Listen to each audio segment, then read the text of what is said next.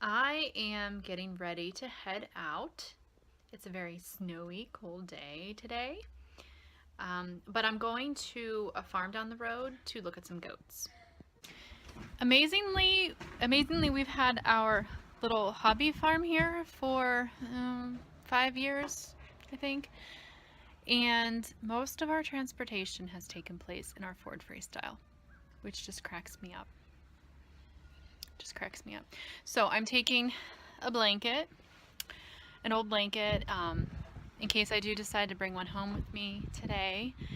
And I will just lay this down in the back. And it is roomy, but we have an old truck, but because it is white, snowy, and icy cold, that truck does not start. It's like an 87. So it's not like the most reliable vehicle, but we do use it to haul our hay and with some building projects. But most, like, our animal transportation happens in our Ford Freestyle. I say that because, if you're looking to start like a little hobby farm, you don't have to have all the big fancy expensive trucks and equipment. We are a one-income family, so we have to do everything very economically. So that means that we, right now for us, haul stuff in this freestyle.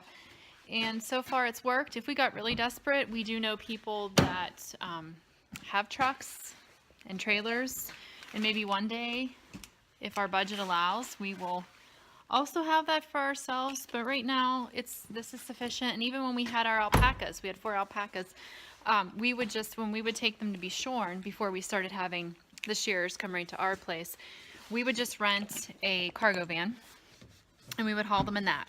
So it's totally doable. So if that's what's stopping you from getting animals and having a little farm and living your dreams, you need to not let that stop you, because there's ways around it. I am a firm believer. I'm just backing out of my garage, so I'm not really driving while videotaping. I am a firm believer in there being a solution to every problem. So yeah, sometimes you just got to get creative and think of ways around the problems. But most times, even with limited resources, you can find a solution.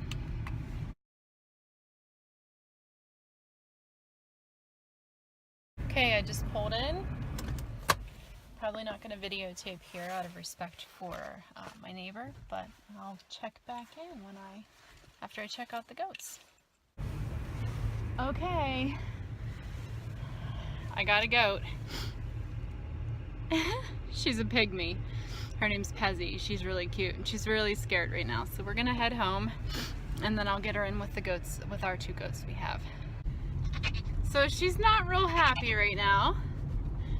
But anytime you uproot an animal from its home, it is, it's gotta be slightly traumatic for them because, she's leaving her friends and stuff. So there's always that transition period. When we got our first alpacas, they had come from a large farm, and the one, Majestico, he literally just paced back and forth at the fence looking out at the road, like he was waiting for Peggy to come back and get him.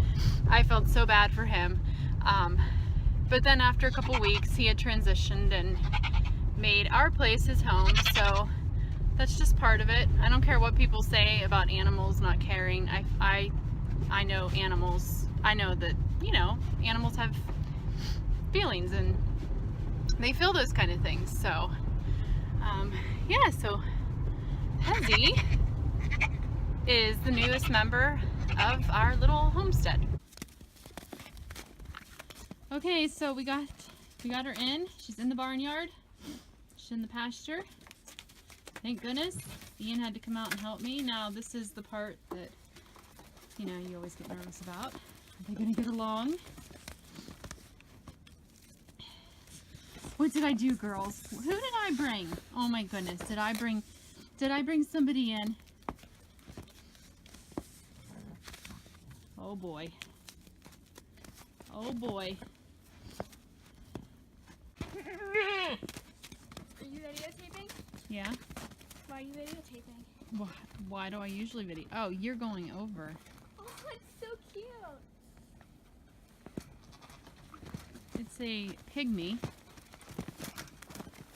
Okay, so we got her in. She's off by herself here. Now these are my Nubian goats. She's a little scared and she's being very timid. But like I said, that's normal. She'll have to get used to it.